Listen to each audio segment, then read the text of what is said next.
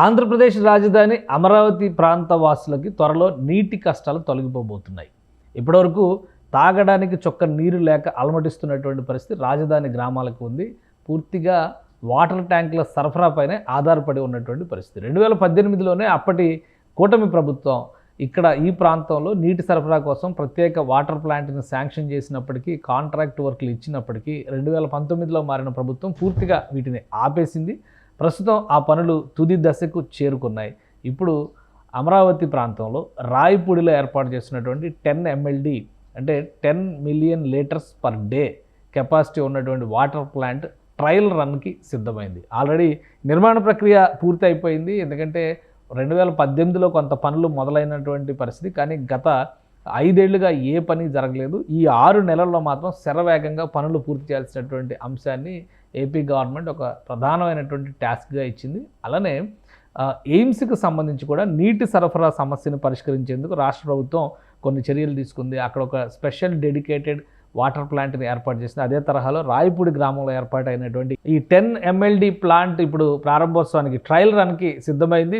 ఇక్కడ చూస్తే మనం ఒక పిక్చర్ కనిపిస్తుంది. ఇది 10 MLD ప్లాంట్ గతంలో అంటే 2019లో పనులు ప్రారంభమైనటువంటి సందర్భంలోనే దీనికి సంబంధించిన ఈ 3 అంతస్తులుగా ఉన్నటువంటి భవన నిర్మాణం జరిగింది. ఆ తర్వాత మిగతా పనులన్నీ కూడా పెండింగ్లో పడిపోయింది. కాంట్రాక్ట్కి సంబంధించి వెలగపూడి భోగేశ్వరరావు కంపెనీకి అప్పటి ప్రభుత్వం కాంట్రాక్ట్ ఇచ్చింది. అప్పటి నుంచి కాంట్రాక్ట్ బిల్లులు రాలేదు, నిర్మాణ పనులు కూడా ముందుకు సాగలేదు. ప్రస్తుతం కూటమి ప్రభుత్వం వచ్చిన వెంటనే దీన్ని టాప్ ప్రయారిటీలో పెట్టింది. ఎందుకంటే తాగునీటి సమస్య పరిష్కారం కోసం ఈ ప్లాంట్ని ఇమీడియట్గా డెవలప్ చేయాలని చెప్పని రాష్ట్ర ప్రభుత్వం డిసైడ్ చేసింది. ఈ క్రమంలోనే ఈ ప్లాంట్ని ఇక్కడ చూస్తే కనుక ఈ 2 ట్రీట్మెంట్ ప్లాంట్లకు సంబంధించినటువంటి దృశ్యాలు వీటి నిర్మాణాన్ని గత 6 నెలల్లో పూర్తి చేసింది. పైప్ లైన్ల ఎరెక్షన్కి సంబంధించి కూడా పైప్ లైన్లు ఏర్పాటు చేసేందుకు, ఎందుకంటే ఈ ప్లాంట్ నుంచే రాజధానిలో కీలకమైనటువంటి ఏపీ హైకోర్టు ఇప్పటివరకు నీటి సరఫరా లేనటువంటి ప్రాంతం, అక్కడ కూడా వాటర్ సప్లై పూర్తిగా ట్యాంకులపైనే ఆధారపడినటువంటి పరిస్థితి. నిర్మాణంలో ఉన్నటువంటి భవనాలు IAS ఆఫీసర్స్ దగ్గర నుంచి MLA MLC క్వార్టర్స్కి సంబంధించిన భవనాలు, అలానే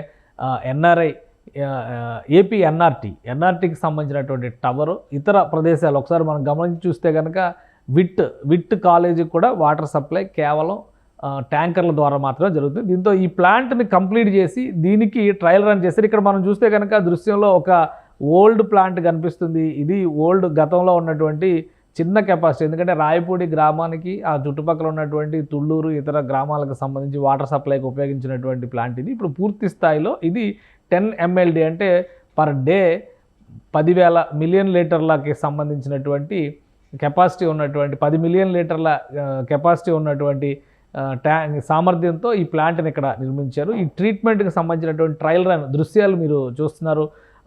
ఈ కంపెనీకి సంబంధించి అంటే వెలగపూడి భోగేశ్వరరావు కంపెనీకి సంబంధించినటువంటి పనులు గతంలో ఆగిపోయినప్పటికీ ఈ 6 నెలల్లో శరవేగంగా పూర్తయింది. ప్లాంట్ నిర్మాణానికి సంబంధించినటువంటి పనులు, ప్రధాన భాగమైనటువంటి ట్రీట్మెంట్కి సంబంధించినటువంటి పనులన్నీ కూడా కంప్లీట్ అయిపోయినాయి.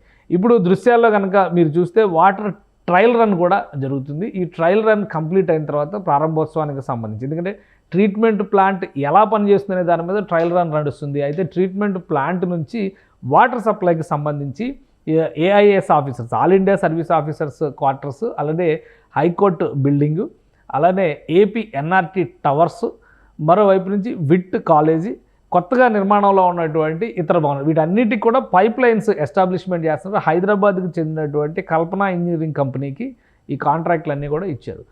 ఈ పైప్ లైన్లకు సంబంధించి కూడా మేజర్ షేర్ పూర్తయింది. ఒక 15 నుంచి 20% పనులు ఇంకా పెండింగ్, 20-25% పనులు పెండింగ్ ఉండొచ్చు అనేటువంటి మాట CRDA అధికారులు చెప్తున్నారు.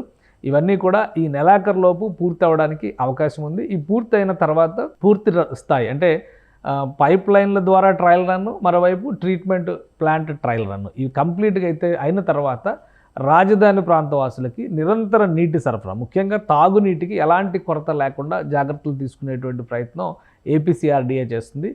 క్వాలిటీ టెస్టింగ్ తర్వాత ట్రయల్ రన్ పూర్తయిన తర్వాత దీనికి సంబంధించి ఒక క్లియరెన్స్ సర్టిఫికేట్ వచ్చిన తర్వాత ఏపీ CRDA లాంఛనంగా దీని ప్రారంభోత్సవానికి ప్రణాళికలను సిద్ధం చేస్తుంది. ఇప్పటి వరకు ఆంధ్రప్రదేశ్ రాజధానిగా పేర్కొన్నటువంటి అమరావతి ప్రాంతం పక్క నుంచే కృష్ణానది వెళ్తున్నప్పటికీ తాగునీటికి విపరీతమైన కటకట ఉన్నటువంటి పరిస్థితి.